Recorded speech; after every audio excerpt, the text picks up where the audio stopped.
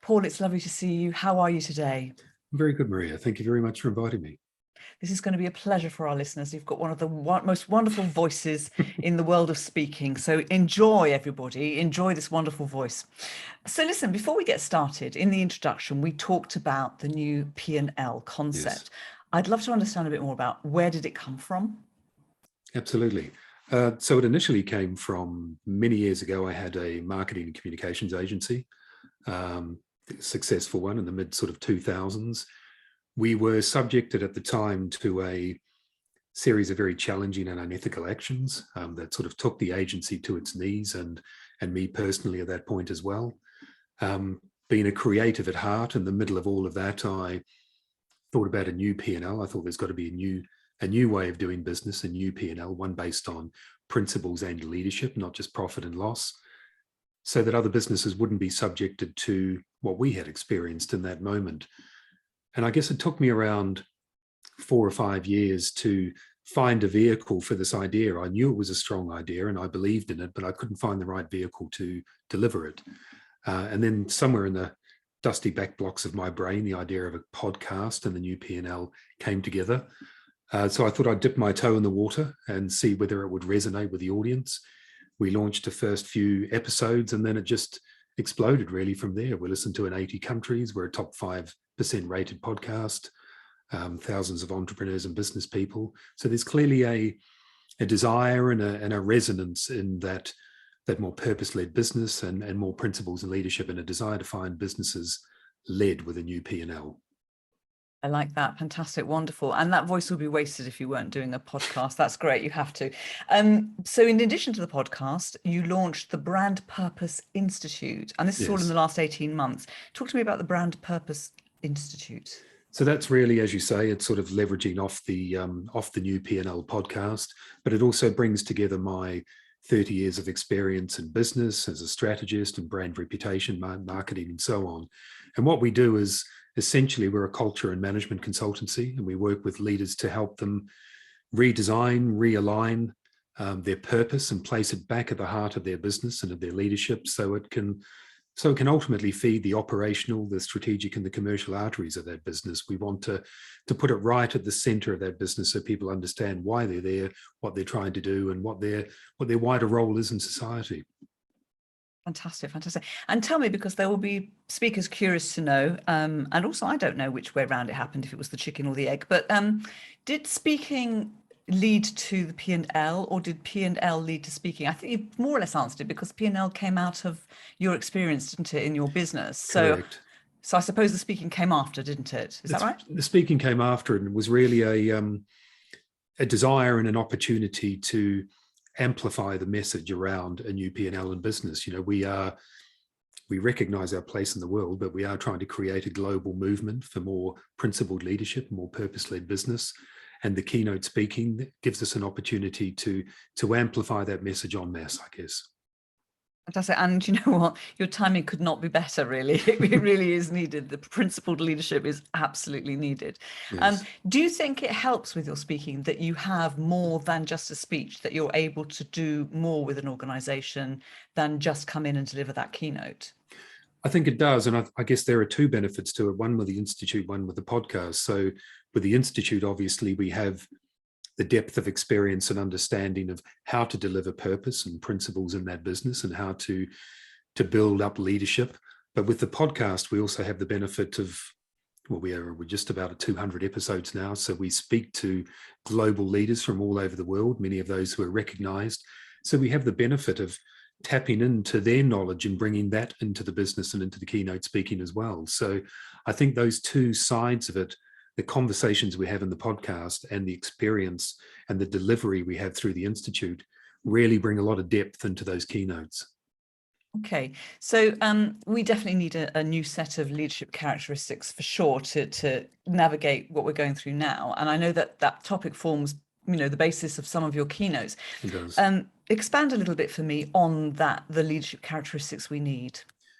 So I believe, and one of the keynotes is why we need audacious and resilient leadership more than ever. That's the delivery of one of those key presentations for me. And I think it's essentially because, we are living through a period of seismic challenge, and seismic challenges require a seismic shift in the way we think and act as business leaders. And we need a new set of characteristics to step forward. In my mind, they are audacious and resilient leadership. We can't address all of these challenges. When we look out there, we think about the environment coming out of the pandemic, and now we've got inflation and all these other things that are impacting on business. And certainly we've had all of those things in the past, but when you look across the spectrum, I think the size and the scale both feel bigger, and in many regards they actually are bigger. So we need to find that courage within leadership, and we need to find that audaciousness and that resilience within leadership to take business forward. How open are leaders when you go and speak about this? How open are they to hearing it? Some are and some aren't. I mean, the 4 characteristics that I define as an audacious and resilient leader are self-aware leaders, an ecosystem that is built around it, principled purpose and a powerful legacy. But actually the first is the most important, and that is the self-aware leader. And those leaders that aren't aware of what I call the 3 Ps, they're sort of their power, their relative privilege, and their relative presence as a leader. Those that aren't aware of that won't embrace the need for audacious and resilient leadership because they haven't discovered within themselves what they need to develop their leadership with. I'm sorry, I'm going to go off into the speaking a little bit more, because obviously that's an area that we're really interested in. Yeah. Which of the audiences I feel that you benefit the most? Which of the audiences that gain the most from hearing from you? I wouldn't want to pigeonhole myself too much, but I think it's that kind of mid-market. So the business that maybe is 50 to 500 to 1,000, because for many businesses at that level, they've grown to a point where they probably need to rediscover their purpose. You have a founder with a very prominent sense of purpose. The business grows. It starts to become iterative rather than innovative in many regards. Some of the reason for that is because they are looking at that bottom corner of the right-hand corner of the Excel or the spreadsheet, and that's build profit 5%, 10%, but there's not often a reason why we're trying to achieve that. It just becomes an aim in itself. So I think that market where there is a desire to rediscover their purpose, they want to grow, they want to continue to expand, but they have to have a solid foundation upon which to do it. And it has to be more than just 5% growth year on year. There has to be a reason for that to drive employees, to drive leadership, to drive management, to give depth to that desire. And I think when you look at the labor market out there at the moment as well, people are looking for more reason to go to work, more purpose behind it, a visionary and a leader and a management team that they can believe in. And all of that comes from centering purpose at the heart of your culture and at the heart of your leadership. Actually, on that note, what drives you? Because I mean, at our age, I'm going to put us in the same bracket, even though I'm almost in the next decade to you. You're almost 10 years younger than me, which is just, it's crazy to think about. Anyway, at our age, we should be retiring. So what's driving you to basically start again as an entrepreneur with this new business? There's a few things, I guess. One is I'm a persistent entrepreneur. I mean, I have been for 30 years, and I can't let go of it. I had a fantastic guest on the New P&L podcast a couple of weeks back, Oliver Pekovic. He's the founder of Skater Stan, and he described it inside himself as a restlessness. And until he launched Skater Stan, he had this restlessness that he had to do more, prove more, and it started to dissipate when he discovered or founded Skater Stan. And I feel the same with the New P&L. I founded it at 50. I can trace a very clear linear line back to when I was a kid. We had very few books in the house. I won an encyclopedia when I was 7 years old. And Mum said I devoured that encyclopedia over the next 2 years. All my other brothers and sisters were out playing. I just lay on the lounge floor and read it and read it and read it. And I've had a thirst for knowledge and to be curious and to understand creativity my entire life. And what I've discovered with the New P&L, I described it to someone the other day, I think I've spent my whole career standing in the right field, but looking the wrong way. And when I launched the New P&L, I turned around and realized I was supposed to be running towards the other try line rather than the one I'd been staring at for 30 years. So it's brought together my thirst for knowledge, my desire to understand more about the world, to be curious and creative. I feel I'm in the perfect job. It's taken me 30 years to get here, But that's what drives me still, is that I have this desire to learn more, to be more, to see more, to understand more. And the new P&L gives me all of those things. That's fantastic. That's fantastic. I love that. And I can hear your passion. I like that term, that restlessness. I actually recognize that. I Yes. get that. And for me, personally, the idea of retiring is just like, I can't even begin to think about it. And I like that, standing in the field looking the wrong way. It reminds me of a post I did recently about the Monty Python sketch, for people with no sense of direction. Yes. It is a bit like that, isn't it? I like that. I want to come back to something you said earlier. You talked about self-awareness in leaders. I actually think self-awareness goes across the board. It's not necessarily just for leaders, that we all Mm-hmm. need to be a bit more self-aware. And I'd love to get your take on what you mean by that. And if you can help anybody listening to be more self-aware, if there's anything they can do. Yeah, I mean, I read a really interesting study recently, and it said it was research combined from psychologists and a management consultancy, and they created a criteria for self-awareness for leaders specifically. And they interviewed 2,000 or 3,000 CEOs against this criteria. The majority of leaders believe they were self-aware, but only 10 to 15% actually fitted that criteria, which is, an interesting statistic in itself. And the challenge I think we have in business at all levels, as you say, not just leaders, is that there's an irony at the heart of self-awareness. We all believe we're self-aware.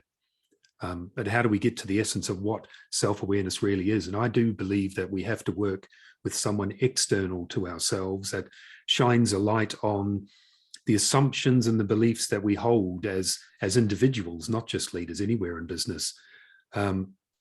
If we can't get to the essence of recognizing, as I said earlier, the 3 Ps, the relative power we carry as an individual, the relative privilege we hold as individuals, and the relative presence we have as leaders and management and employees, then we can't get to the understanding of what the relative position is of others and empathize with them in that position.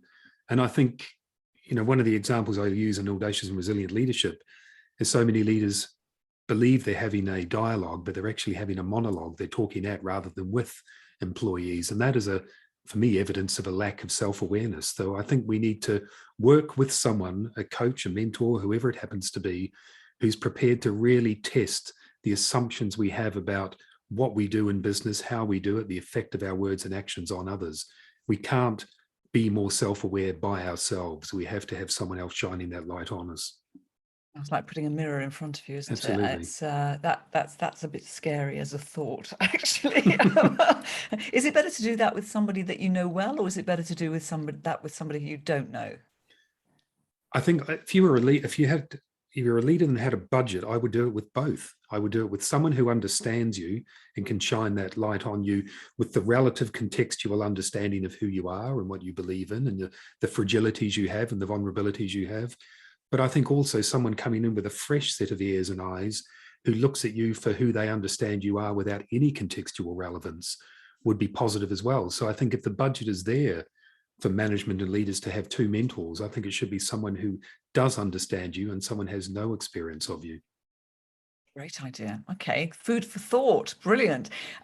So going on a different topic, a topic that, everybody's talking about AI these days, and you sort of got me very interested the other week when we talked, because you said to me you've got a new keynote, and I never actually managed to sort of find out much more, and I'm going to ask you now. You're talking about, your topic is, are we outsourcing our curiosity to an algorithm? Yes. And I thought, what on earth does that mean? So I'm curious, tell me. Yeah, absolutely. So as I said earlier, I've got a huge fascination around curiosity and creativity and how we create it, how we find it, how we use it in business. And curiosity is the food that feeds creativity. We can't join those dots in the back of our brain if we're not curious, if we're not bringing in diverse sources of information to start joining those dots. And we can't be innovative if we're not creative, if we don't have creative thinking. So curiosity is essential to the future of innovation, which is essential to the future of business. And we have this paradox that we have at our fingertips, literally through the web, more information than we've ever had access to in our entire lives. But I think we're deluding ourselves slightly professionally and personally because of that perception of the amount of information we have. because information doesn't necessarily translate into wisdom. And the way an algorithm works, as we all know, is that whatever we search for, whatever we view, whatever we read and listen to, it feeds us more of the same information, creating that cliched echo chamber effect that we all hear so much about. So in fact, unless we are very aggressively curious and we proactively seek out ways to find more diverse information on the web, we're actually narrowing the food or the source of our curiosity rather than expanding it, because we're reading, watching, seeing, listening to more of the same because of the way the algorithm works. So it narrows our source of curiosity. So we're outsourcing our curiosity to an algorithm because it's just providing us passively with the information for us to passively consume. And I think this has been expanded over the course of the pandemic, because when we used to go to work, for argument's sake, you'd get on a tube, you'd pick up the metro, you'd be bombarded with advertisements and conversations and incidental and accidental conversations you hear on the tube, you have in the office and everything else. But we used to walk downstairs through the course of the pandemic, sit at our desks in the lounge or in the office and start work. So all of those things every day that are subconsciously and consciously feeding our curiosity and sitting in the back of our minds to the point where waiting for the opportunity to leap forward and join the dots, we lost a lot of that through the hibernation that was created through the pandemic. So the mix of the pandemic and feeding our curiosity or limiting our curiosity online means that as individuals, we have to find far more proactive ways to create serendipity, which feeds curiosity, to create the accidental and incidental conversations that we pick up, all of those other beautiful, rich, diverse sources of visual, audio, textual stimuli that come into us. We've got to find new ways to get it. Otherwise, eventually, I believe what will happen is we will narrow our curiosity, which will narrow our creativity, which will narrow our innovation in business. So in the world that we come into as we walk out of the pandemic, we've got to be, in my mind, far more proactive about the way we engage our curiosity in our work lives and in our personal lives as well, because of all of the reasons I've explained. Wow, create serendipity. I like that. And when you've explained it like that, I see exactly what you mean. I mean, I work from home anyway, so I've always ended up just, but from time to time I do get out and about. So I suppose for me, my source is speaking to people like yourself, because I get to speak to speakers all the time. I do want to come back to, for my last question, to find out a bit more about your speaking, because obviously that's what we're really curious about. What are you working on now with regards to your speaking, and what's next? What's next? I have some great opportunities through the course of the summer, B2B marketing, the event, the PRCA, delivering some workshops for them as well, the Public Relations Consultants Association.